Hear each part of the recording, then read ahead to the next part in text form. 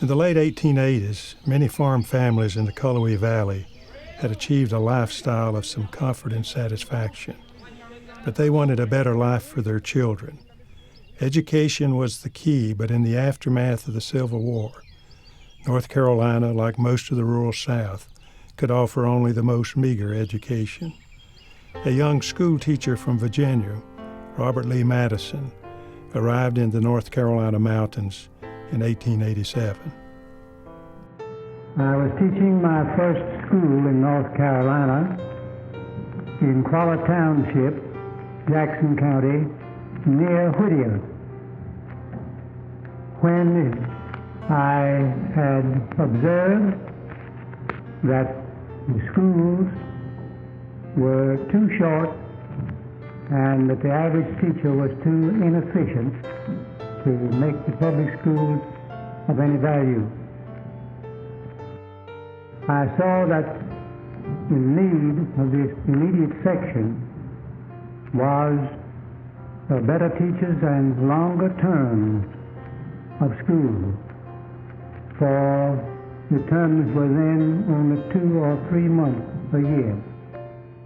The federal census of 1890 revealed that the state had the nation's highest white illiteracy rate.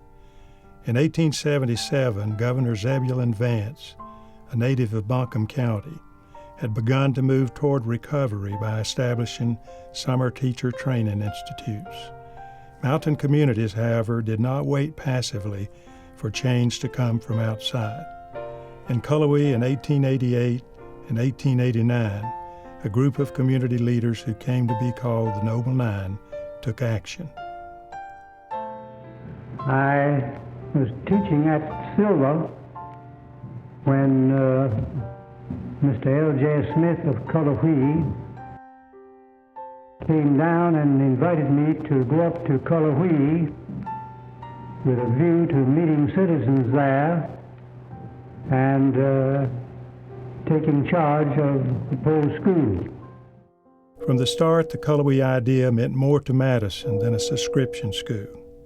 It was to be a grammar school, a classical high school, and a normal school, an institution to train teachers for rural and village schools. In 1891, after 2 years' existence of Cullowhee High School,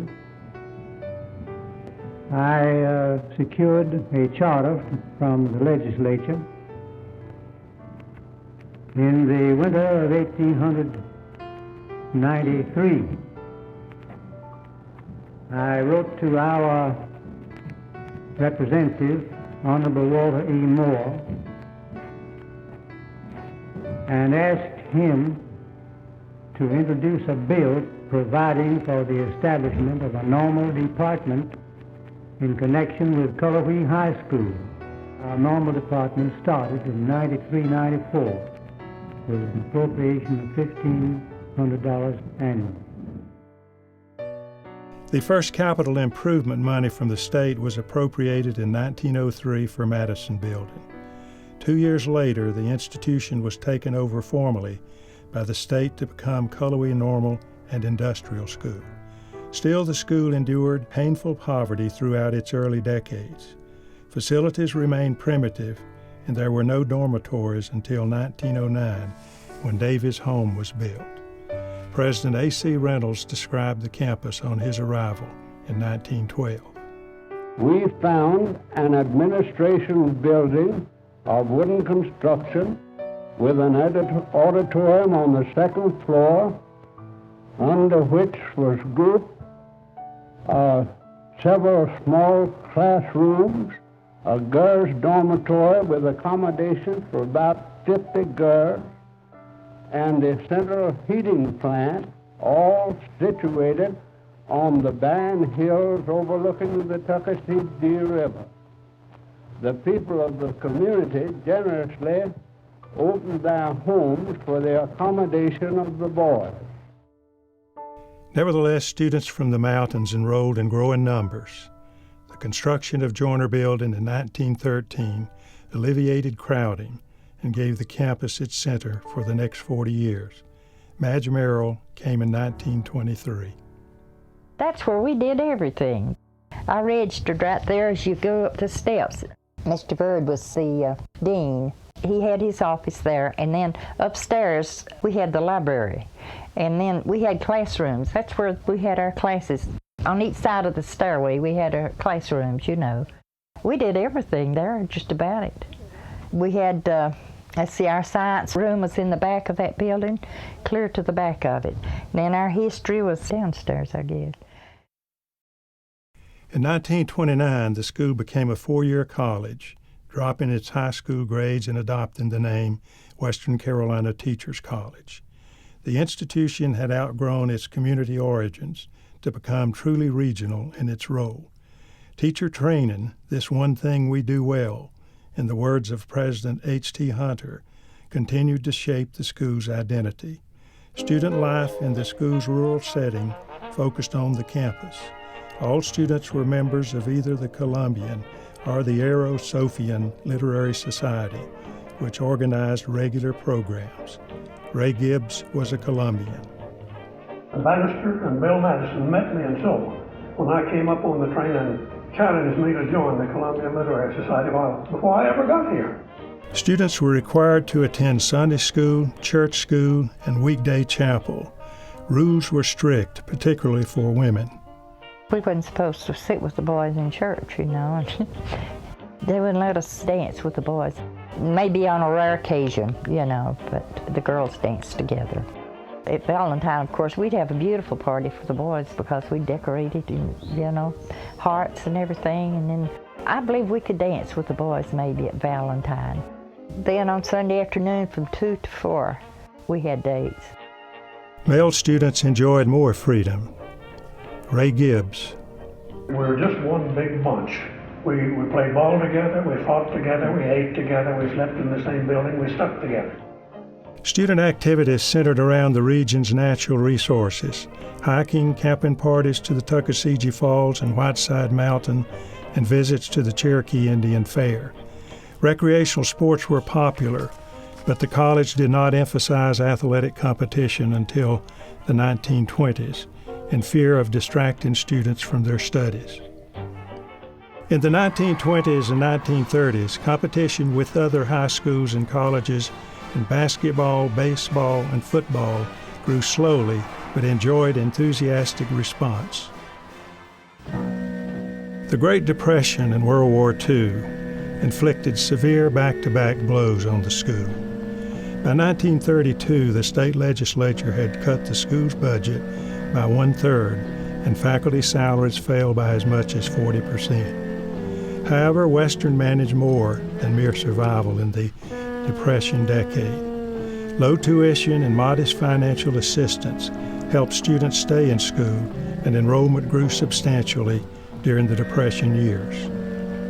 Gerald Eller, who came to Cullowhee in 1939. When I was a student, 1939, 1943, they made every effort to keep students in school once they were here.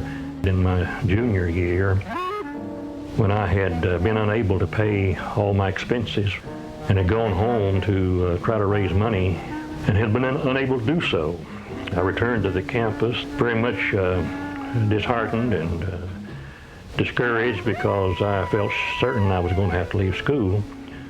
I went over to see Mrs. Hines, who was the bursar at that time, to tell her that I was going to have to leave school. And she smiled and said, "Don't ever do that." Said, "I will give you a meal ticket, and you can remain in school, and together we'll work something out."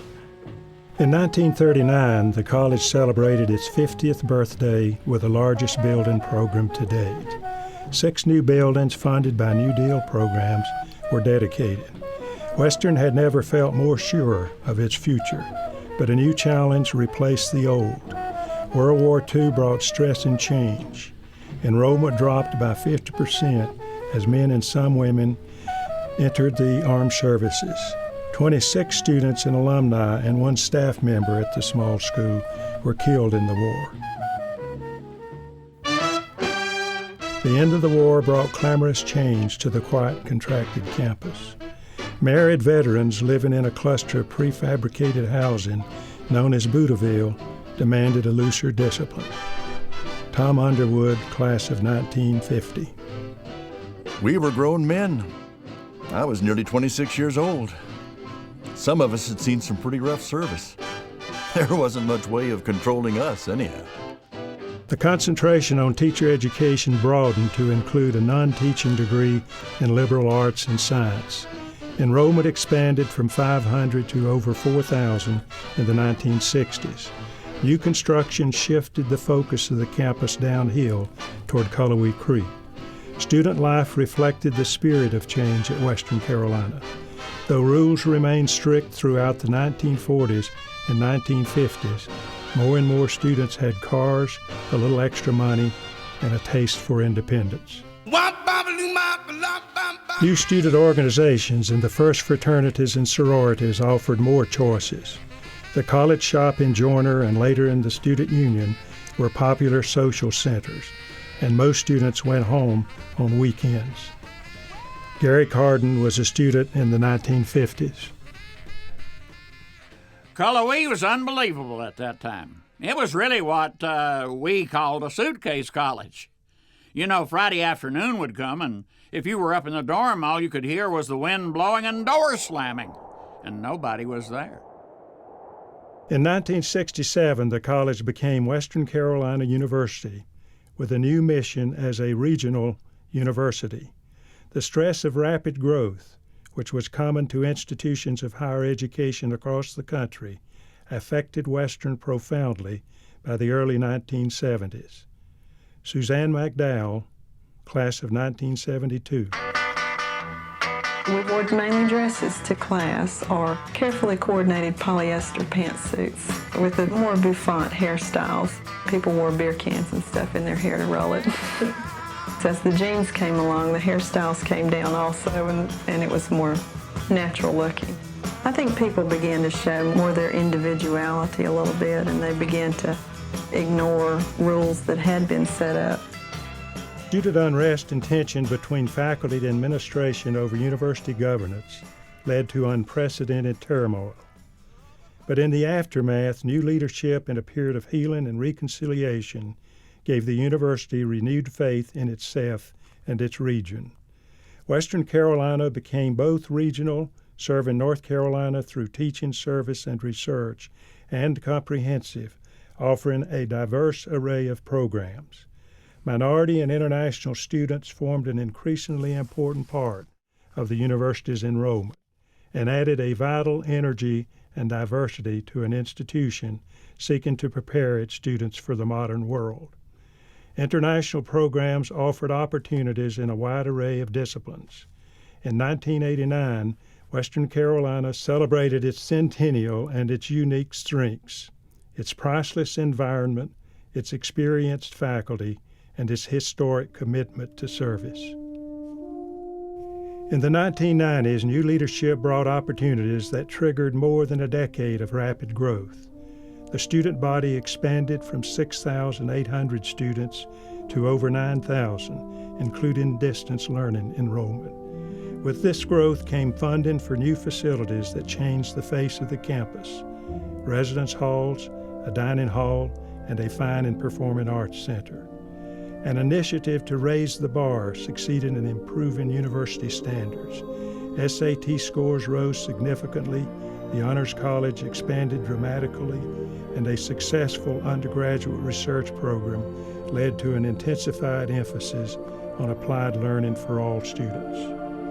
Student athletic and recreational opportunities also were updated with the construction of new facilities. In 1996, the men's basketball team came agonizingly close to making NCAA tournament history to be the first number 16 seed to defeat a number 1 seed. The momentum for change begun in the 1990s continued into the 21st century with the creation of the University Millennium Campus for Health, Human Sciences, and Education. A partnership between a public university and private businesses will pioneer a new form of regional service to promote synergistic research and development in healthcare and gerontology. The university's ongoing relationship with the people it serves continues to honor the bond of partnership that reaches back through the school's history, from the founding of a small community school in the Cullowhee Valley. That partnership continues to inspire its teaching, research, and service in its second century.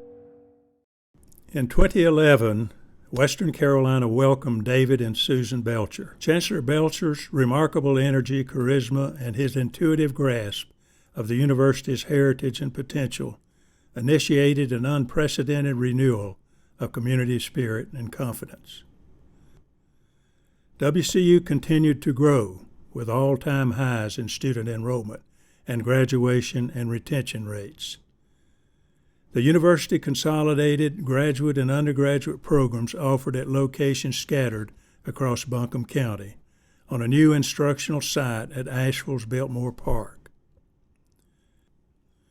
Western moved to the forefront of national efforts to address core higher education issues of access and affordability, and embarked upon a fundraising campaign that would surpass $60 million for student scholarships and other support.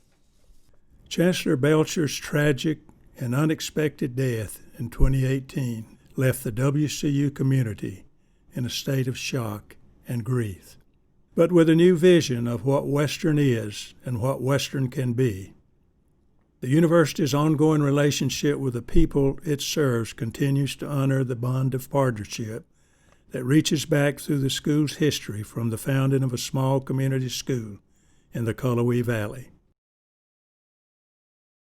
That partnership continues to inspire its teaching, research, and service in its third century. I would say to my worthy successors that they will carry on in the traditions of the past and in the best spirit of the past to greater and greater achievements in the interest of making Western Carolina a center of culture, enlightenment, civic righteousness, and personal spirituality. As Western Carolina welcomes its 12th chancellor and first permanent female leader, Chancellor Kelly Brown affirms her commitment to Professor Madison's founding notion of the Cullowhee idea of excellence in regional service. The Western Carolina University that I have inherited represents a 21st century iteration of the Cullowhee idea. Indeed, the progress of an idea continues. I pledge that during my time as Chancellor, Western Carolina University will remain connected to the people of the region and dedicated to honoring our collective past as we work toward a transformational future. Together, as we honor the promises of this great university, we will decide to succeed beyond our wildest dreams.